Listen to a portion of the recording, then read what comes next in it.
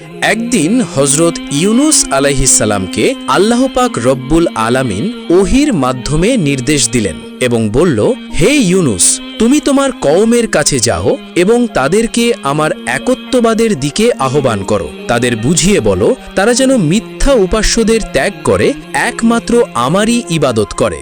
যদি তারা সত্যকে গ্রহণ না করে এবং হেদায়েতের পথ প্রত্যাখ্যান করে, তবে আমি তাদের ওপর এমন কঠিন শাস্তি নাজিল করব যেমনটি এর আগে আদ ও সামুদ জাতির ওপর নাজিল করেছিলাম।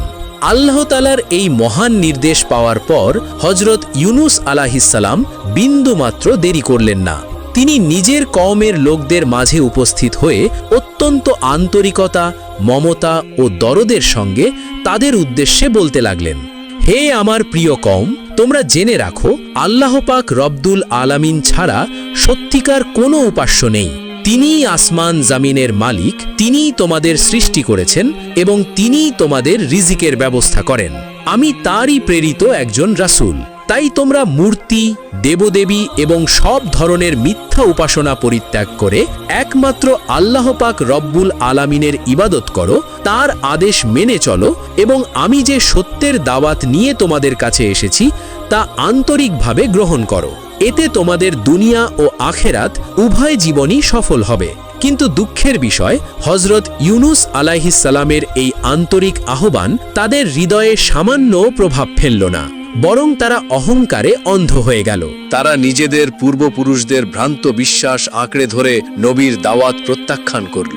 তারা বিদ্রূপের সুরে বলল, হে ইউনুস, তুমি আমাদের যতই বোঝানোর চেষ্টা করো না কেন, আমরা তোমার কথা কখনোই মানব না। এমনকি তুমি যদি আমাদের টুকরো টুকরো করে ফেলো, তবুও আমরা আমাদের পূর্বপুরুষদের ধর্ম ত্যাগ করব না। আমরা কোনো অবস্থাতেই দেবদেবীর উপাসনা ছাড়ব না। তাদের এমন জেদ, অবাধ্যতা ও উদ্ধত্ত দেখে হজরত ইউনুস আলাইহিসসালাম অত্যন্ত দুঃখ পেলেন। তবুও তিনি ধৈর্য হারালেন না। তিনি আবারও তাদের সতর্ক করে বললেন, তোমরা যে পথ বেছে নিয়েছ তা তোমাদের জন্য ভয়াবহ বিপদের কারণ হবে। যদি তোমরা আল্লাহ পাক রব্বুল আলামিনের প্রতি ঈমান না আনো এবং আমাকে তার নবী হিসাবে স্বীকার না করো, তবে তোমাদের দুনিয়া ও আখিরাত দুই জীবনই ধ্বংসের দিকে চলে যাবে। এখনো সময় আছে, তোমরা ভুল পথ থেকে ফিরে এসো। একমাত্র আল্লাহ পাক রব্বুল আলামিনের ইবাদতে আত্মনিয়োগ করো, অন্যথায় খুব শিগগিরই তার ভয়ঙ্কর গজব তোমাদের উপর নাজিল হবে।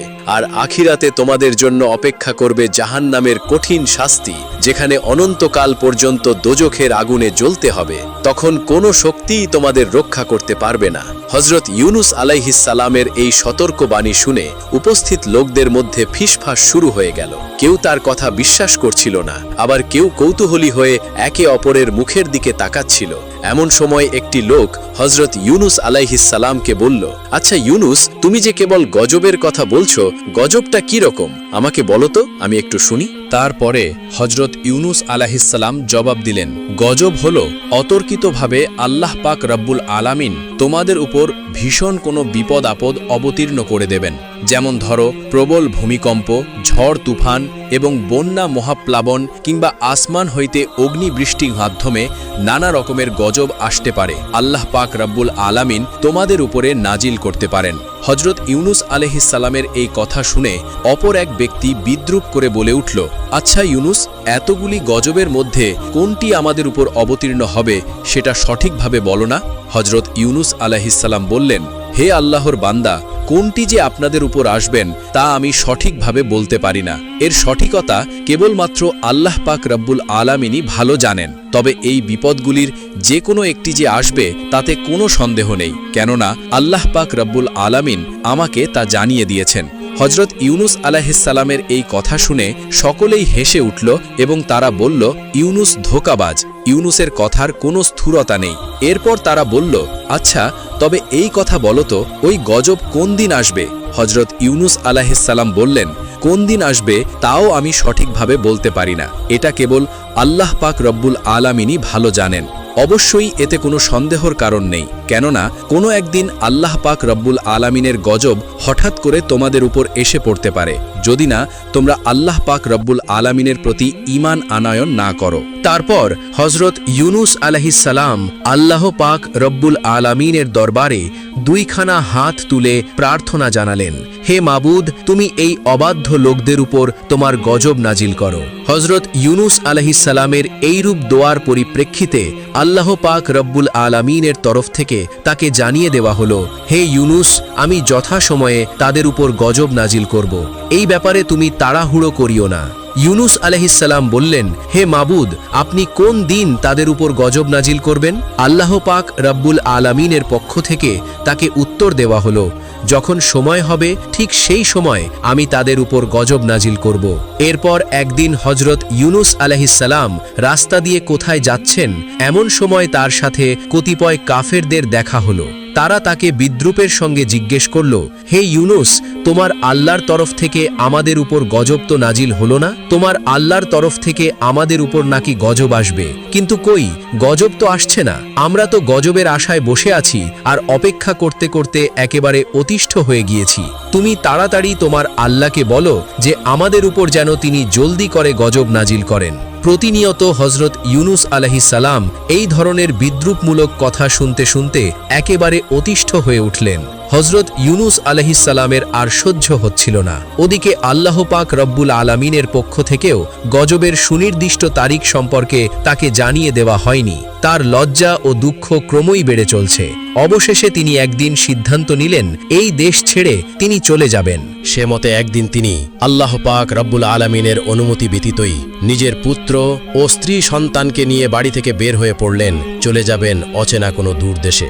কিন্তু হজরত ইউনুস আলাইহিসসালামের এই কাজটি আল্লাহ পাক রব্বুল আলামিন তেমন পছন্দ করেনি।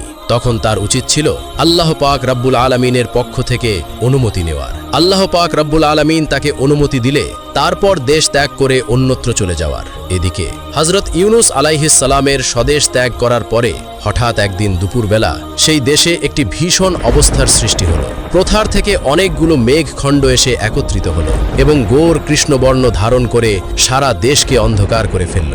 দেশের লোকজন এমন দৃশ্য আর কোনোদিনই দেখেনি। এই দৃশ্য দেখে তারা অত্যন্ত ভীত ও শঙ্কিত হয়ে পড়ল।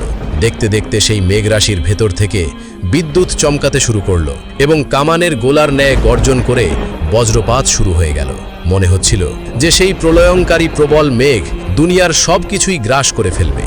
মেঘের গর্জন ক্রমেই এমন ভয়ঙ্কর হয়ে উঠছিল যে তার এক একটি আওয়াজ মানুষ ও পশু পাখি সকলের হৃদয়ের মধ্যে প্রবল কম্পন ধরিয়ে দিচ্ছিল। আতঙ্কে হতবুদ্ধি হয়ে মানুষ এদিক সেদিক ছোটাছুটি করতে আরম্ভ করে দিল। এই সর্বগ্রাসী বিপদ থেকে কোথায় গিয়ে আশ্রয় নিবে তারা তা ঠিক করে খুঁজে পাচ্ছিল না। সকলেরই মনে হতে লাগলো যে এটা আর কিছুই নয়। হজরত ইউনুস আলাইহিসসালাম যে তাদেরকে বারবার আল্লাহর গাজাবের ভয় দেখিয়েছিলেন, নিশ্চয়ই এটা সেই আল্লাহর প্রেরিত গাজাব। তখন তারা বুঝতে পারল যে হজরত ইউনুস আলাইহিসসালাম একজন সৎ নবী এবং তার ভবিষ্যৎবাণীও সত্য। এরপর তারা আর্তনাদ করতে লাগলো এবং কান্নাকাটি করতে লাগলো, আর তারা বলতে লাগলো, হায় হায়, এখন আমরা কি করব? কি আমাদেরকে এই বিপদ থেকে রক্ষা করবে? হজরত ইউনুস আলাইহিসসালাম তো দেশ ত্যাগ করে চলে গিয়েছে। দেশে থাকলে না হয় তার কাছে গিয়ে কান্নাকাটি করে তার হাত পা ধরে বলতাম, হে ইউনুস, আমরা তোমার কথা না শুনে অন্যায় করেছি, আর এখন থেকে আমরা তোমার সকল উপদেশ মেনে চলব। তুমি আল্লাহ পাক রব্বুল আলামিনের নিকট সুপারিশ করো যাতে তিনি আমাদের এই বিপদ থেকে রক্ষা করেন। কিন্তু এখন আমরা হজরত ইউনুস আলাইহিসসালামকে কোথায় পাব? তিনি তো দেশ ত্যাগ করে চলে গিয়েছেন, কোন সুদূরে অজানা রাজ্যে চলে গিয়েছে। আমরা তো তার কোনো খোঁজ খবরই জানি না।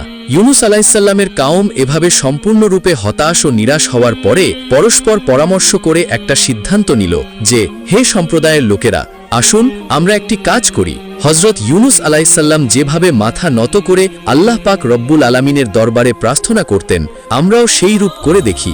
যদি এর মাধ্যমে আল্লাহ পাক রব্বুল আলামিন আমাদের উপর রহম করেন এবং এই বিপদ আপদ থেকে আমাদেরকে যদি মুক্তি দান করেন, তাহলে এর চেয়ে উত্তম জিনিস আমাদের জন্য আর কি বা হতে পারে। তখন সকলেই একত্রিত হয়ে সেজদাতে অবনত হয়ে আল্লাহ পাক রব্বুল আলামিনের দরবারে প্রার্থনা করতে লাগল, হে আমাদের মালিক ও প্রতিপালক, আমরা চরম অপরাধী, আমাদের পাপের কোনো শেষ নেই। হজরত ইউনুস আলাইহিসসালাম আপনার নবী, আমাদেরকে তিনি সত্যের পথ দেখিয়েছিলেন, কল্যাণ ও মঙ্গলের পথে আহ্বান করেছিলেন, কিন্তু দুর্ভাগ্যবশত আমরা তার বিরোধিতা করেছি এবং তার কোনো কথাই আমরা গুরুত্ব দেইনি, যার ফলশ্রুতিতে আমাদের নিজেদের বিপদ আমরা নিজেরাই ডেকে এনেছি। হে আমাদের দয়াময় প্রভু, আমরা আমাদের ভুল বুঝতে পেরেছি। আমরা আপনার কাছে অনুতপ্ত ও লজ্জিত। আমরা আর কোনো দিনই এইরূপ ভুল করব না এবং আমরা অন্যায় পথ পরিত্যাগ করে আপনার খাঁটি বান্দায় পরিণত হব। হে আমাদের মাবুদ, দয়া করে আপনি আমাদেরকে এই কঠিন বিপদ থেকে রক্ষা করুন। আপনি তো রহমান ও রহিম। তাদের এইরূপ করুণ ও আন্তরিক প্রার্থনার ফলে তাদের প্রতি আল্লাহ পাক রব্বুল আলামিনের দয়া হল এবং তিনি তাদের উপর আসন্ন গজব প্রত্যাহার করে অল্পক্ষণের মধ্যেই আকাশ পরিষ্কার করে দিলেন। সুবহান আল্লাহ, সুবহান আল্লাহ। হজরত ইউনুস আলাইহিসসালামের কওমের মতো এইরূপ বিশাল একটি জাতি একত্রে ঈমান গ্রহণ করার ঘটনাটি ছিল সত্যি পৃথিবীর ইতিহাসে বিরল। হজরত আবু বকর সিদ্দিক রাদিয়াল্লাহু তাআলা আনহু থেকে বর্ণিত একটি হাদিসের মাধ্যমে জানা যায় যে হজরত রসুলে আকরম সাল্লাল্লাহু আলাইহি ওয়াসাল্লাম বলেছেন, হজরত ইউনুস আলাইহিসসালামের কওমের মধ্যে প্রাপ্তবয়স্ক ও বুদ্ধিমান পুরুষের সংখ্যা ছিল 1 লক্ষ। এছাড়া নারী ও বালক বালিকার সংখ্যা ছিল প্রায় 3 লক্ষ। এদিকে হজরত ইউনুস আলাইহিসসালাম স্বদেশ ত্যাগ করে কিছুদূর চলার পরে তিনি একটি নদীর তীরে গিয়ে উপস্থিত হলেন। তখন তিনি তার 2 পুত্র ও স্ত্রীকে নিয়ে একত্রে নদী পার হওয়ার চিন্তা ভাবনা করতে লাগলেন। কিন্তু তিনি ভেবে দেখলেন সকলকে নিয়ে একত্রে নদী পার হওয়া কখনোই সম্ভব নয়। তাই তিনি তার বড় ছেলেটিকে নদীর তীরে দাঁড় করিয়ে রেখে ছোট ছেলেটিকে কাঁধে তুলে নিলেন এবং তার স্ত্রীর হাত ধরে নদী পার হতে লাগলেন। প্রথমত নদীর মধ্যে কোনো ঢেউ ছিল না, কিন্তু যেই না হজরত ইউনুস আলাইহিসসালাম নদীর মাঝ বরাবর পৌঁছে চললেন, এমনি নদীতে প্রবল ঢেউ শুরু হয়ে গেল।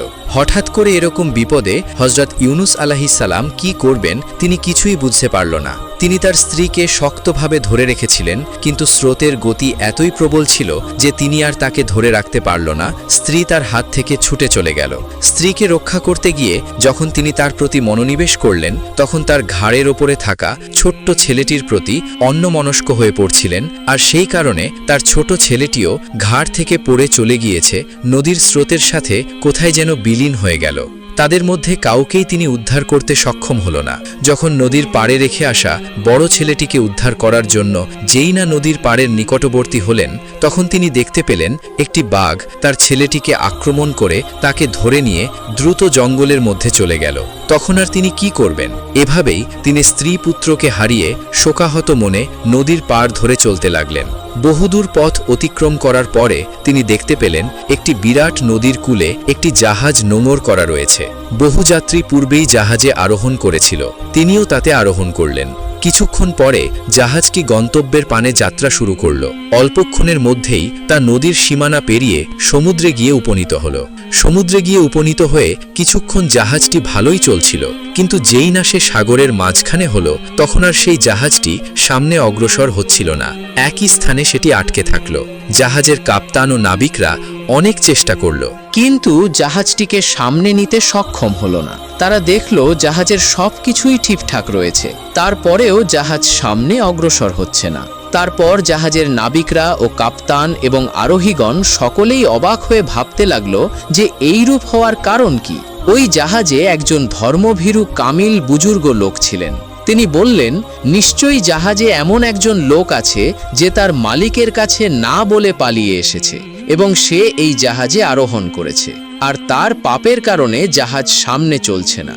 সেই ব্যক্তিকে যতক্ষণ পর্যন্ত জাহাজ থেকে ফেলে না দেওয়া হবে, ততক্ষণ পর্যন্ত জাহাজ বিপদমুক্ত হবে না। তখন এক এক করে জাহাজের প্রত্যেক আরোহীর কাছে জিজ্ঞাসা করা হলো যে তোমাদের মধ্যে কি এমন কেউ আছে যে তার মালিকের কাছে অনুমতি ব্যতীত পালিয়ে এসেছে? কিন্তু সকল যাত্রীরা একথা অস্বীকার করল। তখন হজরত ইউনুস আলাইহিসসালাম ভাবতে লাগলেন যে আমি মালিকের কাছে না বলে পালিয়ে এসেছি। আমি আমার মহান প্রতিপালক সর্বশ্রেষ্ঠ আল্লাহ পাক রব্বুল আলামিনের অনুমতি না নিয়েই স্বদেশ ত্যাগ করে পালিয়ে রওনা হয়েছি। আমার মতো এত বড় পাপী আর কে বা হতে পারে? হজরত ইউনুস আলাইহিসসালাম এই কথা চিন্তা করে তিনি জাহাজ কর্তৃপক্ষের নিকট গিয়ে বললেন, আমি আমার মালিকের নিকট না বলে পালিয়ে এসেছি। আপনারা আমাকে সাগরে নিক্ষেপ করে দিন। আমাকে সাগরে নিক্ষেপ করা হলে জাহাজ চলতে শুরু করবে এবং আপনারা সকলেই বিপদমুক্ত হয়ে যাবেন। ইউনুস আলাইহিসসালাম এই কথা বললেও তার লাবণ্যময় চেহারা সুরত দেখে কেউই বিশ্বাস করতে পারল না যে তিনি কারো গোলাম হতে পারেন। কোনো গোলামের এই আচরণ এবং কথাবার্তা এরূপ হতে পারে না, বরং তাকে সকলেই বিশেষ কোনো সম্ভ্রান্ত লোক বলে মনে করতে লাগল। কিন্তু হজরত ইউনুস আলাইহিসসালাম যখন নিজেকে বারবার অবাধ্য গোলাম বলে তাদের নিকট প্রকাশ করতে লাগল, তখন জাহাজের লোকজন বাধ্য হয়ে একটি সিদ্ধান্ত নিল যে সেই অবাধ্য লোকটিকে ধরার জন্য লটারি করা হবে। এরপর তারা লটারি করল, কিন্তু যতবারই লটারি করল প্রত্যেকবারই হজরত ইউনুস আলাইহিসসালামের নাম উঠল। তখন তাদের কাছে হজরত ইউনুস আলাইহিসসালামকে সমুদ্রে নিক্ষেপ করা ছাড়া আর কোনো উপায় ছিল না। তারপর তারা তাকে সমুদ্রে নিক্ষেপ করল। সমুদ্রে নিক্ষেপ করার সাথে সাথে জাহাজটি আবার পূর্বের ন্যায় চলতে আরম্ভ করল এবং জাহাজের সকল যাত্রীরা বিপদমুক্ত হয়ে গেল। এদিকে হজরত ইউনুস আলাইহিসসালাম যখন সমুদ্রে নিক্ষেপ হলেন, এরপর হজরত ইউনুস আলাইহিসসালামকে একটি বিরাট মাছ এসে তাকে গিলে ফেলল। দুর্যোগের ওপর যেন মহাদুর্যোগ, বিপদের ওপর বিপদ। হজরত ইউনুস আলাইহিসসালাম দেশ ত্যাগ করে বের হবার পরে প্রথমে তিনি নিজের স্ত্রী এবং পুত্র সন্তানকে হারিয়েছেন। এরপর তিনি নিজে সমুদ্রে নিক্ষেপ হয়ে মাছের পেটে চলে এসেছেন। এর চেয়ে বড় বিপদ আর কি বা হতে পারে? আল্লাহ পাক রব্বুল আলামিনের একজন বিশিষ্ট নবী হওয়া সত্ত্বেও আল্লাহ পাক রব্বুল আলামিনের অনুমতি ব্যতীত স্বদেশ ত্যাগ করার কারণে আল্লাহ পাক রব্বুল আলামিন তাকে এই কঠিন বিপদ ও বালা মুসিবত দিয়ে পরীক্ষা করেছিলেন। আল্লাহ পাক রব্বুল আলামিনের উদ্দেশ্য ছিল এই যে ইউনুস আলাইহিসসালামের এই ঘটনাটি যেন অন্যান্য নবী রাসূল এবং বিশ্বের মুসলমানদের জন্য একটি আদর্শ হিসাবে প্রতিষ্ঠিত হয়ে থাকে। আল্লাহ পাক রব্বুল আলামিন হজরত ইউনুস আলাইহিসসালামকে দুনিয়া থেকে তুলে নেওয়ার বদলে তাকে বাঁচিয়ে রাখার ইচ্ছা করলেন। এ কারণে তিনি উক্ত মাছটিকে হুকুম দিলেন, হে মৎস্য, আমার প্রিয় নবী তোমার পেটে আশ্রয় গ্রহণ করেছে, সাবধান, তার যেন কোনো প্রকার কষ্ট বা অসুবিধা না হয়, এদিকে তুমি সর্বদা লক্ষ্য রাখবে। হজরত ইউনুস আলাইহিসসালাম মাছের পেটে যাওয়া মাত্রই কেঁদে কেঁদে আল্লাহ পাক রব্বুল আলামিনের দরবারে ইস্তেগফার করতে লাগলেন এবং তিনি ফরিয়াদ করতে লাগলেন, হে মাবুদ, তুমি আমাকে ক্ষমা করে দাও, আমি আর কোনোদিন তোমার অসন্তুষ্টিমূলক কোনো কাজ করব না। তুমি আমার এবারের অপরাধগুলো অনুগ্রহপূর্বক মার্জনা করো। তিনি এভাবে আল্লাহ পাক রব্বুল আলামিনের দরবারে কাকুতি ও মিনতি করেছিলেন আর বারবার দোয়া পড়েছিলেন, লা ইলাহা ইল্লা আনতা সুবহানাকা ইন্নী কুনতু মিনাজ জালিমিন, লা ইলাহা ইল্লা আনতা সুবহানাকা ইন্নী কুনতু মিনাজ জালিমিন। হে আল্লাহ, আপনি ছাড়া কোনো মাবুদ নেই, আপনি পবিত্র আর আমি জালিমদের অন্তর্ভুক্ত। এভাবেই একাধারে হজরত ইউনুস আলাইহিসসালাম মাছের পেটে 40 দিন কাটালেন এবং ইউনুস আলাইহিসসালাম মাছের পেটে থেকে বিরতিহীনভাবে এই দোয়াটি পাঠ করতে লাগলেন। তিনি বুঝতে পারছিলেন না কখন দিন হচ্ছে আর কখন রাত হচ্ছে। 40 দিনে হজরত ইউনুস আলাইহিসসালাম সর্বমোট 1,40,000 বার এই দোয়াটি পাঠ করেছিলেন। শেষ পর্যন্ত আল্লাহ পাক রব্বুল আলামিন হজরত ইউনুস আলাইহিসসালামের প্রতি দয়া দেখালেন এবং তিনি তার প্রিয় বান্দার এই রকম অবস্থায় আর অবিচল থাকতে পারল না। তখন তিনি ওহির মাধ্যমে তাকে জানালেন, হে ইউনুস, তুমি যেই দোয়াটি পাঠ করেছিলে, এই দোয়াটি যদি তুমি পাঠ না করতে তাহলে কিয়ামতের আগ পর্যন্ত তুমি মাছের পেটেই থাকতে, কোনোদিনই তুমি মুক্তি পেতে না। আল্লাহ পাক রব্বুল আলামিন কোরআনুল কারিমে ঘোষণা করেছেন, আমি ইউনুসের ডাকে সাড়া দিলাম এবং তাকে বিপদমুক্ত করে দিলাম, আর এভাবেই আমি মুমিনদেরকে বিপদমুক্ত করে থাকি। 40 দিন যাবৎ হজরত ইউনুস আলাইহিসসালাম মাছের পেটে কোনো রকমের খাবার বা পানি গ্রহণ করেননি। আল্লাহ পাক রব্বুল আলামিনের তাসবিহ ছিল তার একমাত্র খোরাক। আল্লাহ তাআলা হজরত ইউনুস আলাইহিসসালামের প্রতি কৃপা প্রদর্শন এবং তার দোয়া কবুল করার সঙ্গে সঙ্গে মাছটির পেটে অনেক ব্যথা ও বেদনা শুরু হয়ে গেল। মাছটি ব্যথা ও যন্ত্রণায় অস্থির হয়ে পড়ল। এরপর আল্লাহ পাক রব্বুল আলামিনের নির্দেশে একটি জনমানবহীন মরুময় দ্বীপে মাছটি হজরত ইউনুস আলাইহিসসালামকে উদ্গীরণ করে দিল এবং এভাবেই সে নিজের পেটের ব্যথা থেকে মুক্তি লাভ করল আর শান্তি ও স্বস্তির মুখ দেখল। হজরত ইউনুস আলাইহিসসালাম তখন প্রায় জীবন্ত মৃত্যুর মতো হয়ে পড়েছিল। সামুদ্রিক মাছ ইউনুস আলাইহিসসালামকে নির্জন দ্বীপে উদ্গীরণ করে দিয়ে সমুদ্রেই চলে গেল। মাছটি ইউনুস আলাইহিসসালামকে যেই দ্বীপে উদ্গীরণ করে দিয়েছিল সেই দ্বীপে না ছিল কোনো জনমানবের চিহ্ন এবং না ছিল কোনো গাছপালার চিহ্ন। হজরত ইউনুস আলাইহিসসালামের প্রতি আল্লাহ পাক রব্বুল আলামিনের রহমত অবতীর্ণ হল। যেখানে তিনি অর্ধমৃত অবস্থায় শায়িত ছিলেন তার একেবারে নিকটে আল্লাহ পাক রব্বুল আলামিন একটি লাউ গাছ উৎপন্ন করে দিলেন। দেখতে দেখতে লাউ গাছটি বড় হয়ে গেল এবং বড় হয়ে ক্ষান্ত থাকল না, তা একটি ঝোপে পরিণত হলো। আর হজরত ইউনুস আলাইহিসসালামের শান্তির জন্য পরম আরামদায়ক ছায়া প্রদর্শন করতে লাগল। আল্লাহ পাক রব্বুল আলামিনের এই অশেষ কৃপায় ইউনুস আলাইহিসসালাম অশেষ শুকরিয়া আদায় করল।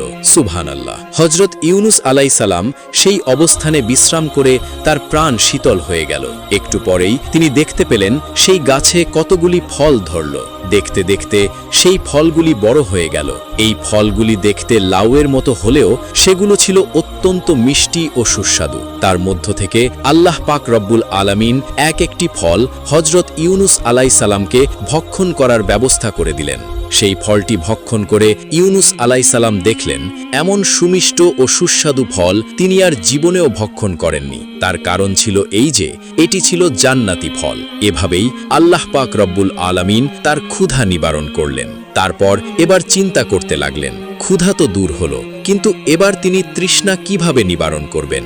হজরত ইউনুস আলাইহিসসালামের এই চিন্তা করার সাথে সাথে তিনি দেখতে পেলেন পুষ্টপিষ্ট, সুস্থ সবল এবং স্বাস্থ্যবান একটি বকরি তার দিকে ছুটে আসছে। তারপর তিনি সেই বকরির দুধ পান করে তৃষ্ণা নিবারণ করলেন। আর হজরত ইউনুস আলাইহিসসালাম আল্লাহ পাক রব্বুল আলামিনের দরবারে লাখ লাখ শুকরিয়া আদায় করলেন। এভাবে কয়েক দিন পর্যন্ত হজরত ইউনুস আলাইহিসসালাম সুমিষ্ট ফল ও বকরির দুধ পান করে নিজের শরীরে যথেষ্ট শক্তি ও শান্তি অনুভব করতে লাগলেন। এমন অবস্থায় আল্লাহ পাক রব্বুল আলামিন তার নিকট ওহী প্রেরণ করলেন, হে ইউনুস, তুমি যেই দ্বীপে অবস্থান করেছ তার অতি দূরে একটি বস্তি রয়েছে, তুমি গিয়ে তাদের কাছে দ্বীনের দাওয়াত দাও।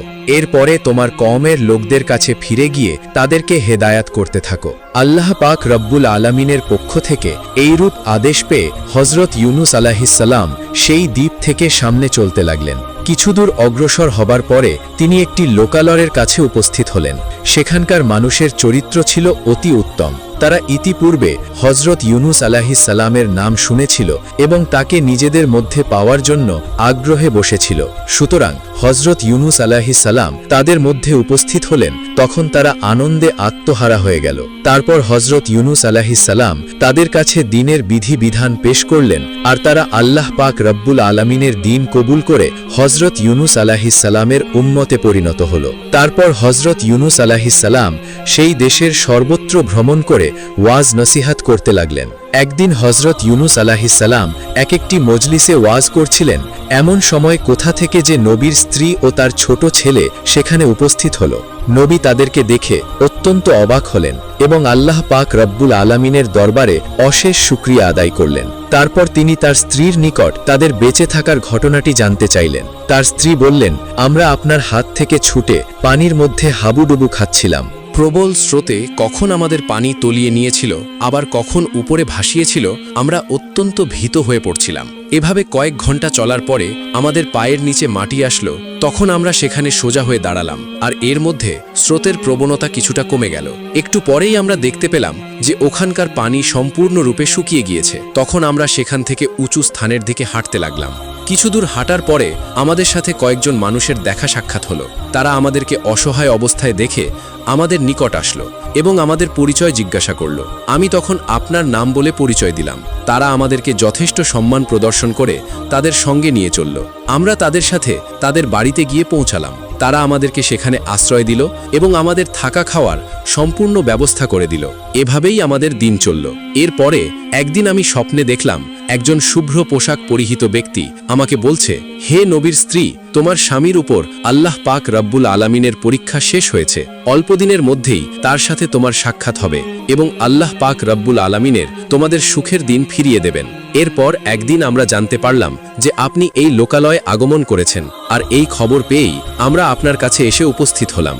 স্ত্রীর মুখে এই কাহিনী শুনে নবী অনেক খুশি হলেন এবং আল্লাহ পাক রব্বুল আলামিনের দরবারে লাখ লাখ শুকরিয়া আদায় করলেন। একদিন পরে হজরত ইউনুস আলাইহিসসালাম এক বৈঠকে বসে ওয়াজ করছিলেন। এমন সময় একজন লোক এসে উপস্থিত হয়ে নবী হজরত ইউনুস আলাইহিসসালামকে একটি ঘটনা বলল। সে বলল, হুজুর, আমরা 8 থেকে 10 জন লোক একটি জঙ্গলে কাঠ কাটার উদ্দেশ্যে গমন করলাম। হঠাৎ আমরা দেখতে পেলাম যে একটি বাঘ একটি বালককে নিয়ে দ্রুত জঙ্গলের অভ্যন্তরে চলে যাচ্ছে। তখন আমরা সকলে মিলে অস্ত্রশস্ত্র নিয়ে বাঘটিকে তাড়া করলাম। আমাদের তাড়া খেয়ে বাঘটি বালকটিকে ছেড়ে চলে গেল। বালকটি সম্পূর্ণ মুমূর্ষু অবস্থায় পড়েছিল। এরপর আমি ও আমার বন্ধুরা বালকটিকে বাড়িতে নিয়ে আসলাম। অনেক চিকিৎসা ও সেবা যত্ন করলাম, যার কারণে সে সম্পূর্ণরূপে আরোগ্য লাভ করল এবং সে সম্পূর্ণ সুস্থ হয়ে উঠল। সুস্থ হওয়ার পরে সে তার সম্পূর্ণ ঘটনা আমাদেরকে খুলে বলল এবং সে বলল যে আমি আল্লাহর নবী হজরত ইউনুস আলাইহিস সালামের পুত্র। তখন হজরত ইউনুস আলাইহিস সালাম বললেন, আমার পুত্র কোথায়? তাকে জলদি নিয়ে এসো। লোকটি বলল, হুজুর, এক্ষুনি আমার সঙ্গে লোকজন তাকে নিয়ে আপনার কাছে উপস্থিত হবেন। এর কিছুক্ষণ পরে হজরত ইউনুস আলাইহিস সালামের ছেলেটিকে নিয়ে কিছু লোক তার কাছে উপস্থিত হলো। ছেলেকে এভাবে অকল্পনীয়ভাবে ফিরে পেয়ে হজরত ইউনুস আলাইহিস সালাম আল্লাহ পাক রব্বুল আলামিনের দরবারে লাখ লাখ শুকরিয়া আদায় করতে লাগলেন এবং তার দুই চোখ দিয়ে অবিরল ধারায় আনন্দের অশ্রু বের হতে লাগলো। স্ত্রী পুত্রকে ফিরে পাওয়ার পরে হজরত ইউনুস আলাইসাল্লাম চিন্তা করলেন এবার তাকে স্বদেশ পানে ফিরে যেতে হবে এবং এটাই ছিল আল্লাহ পাক রব্বুল আলামিনের নির্দেশ। তারপর তিনি সেই দেশের লোকজনকে বিদায় জানিয়ে স্বদেশের পথে রওনা করলেন।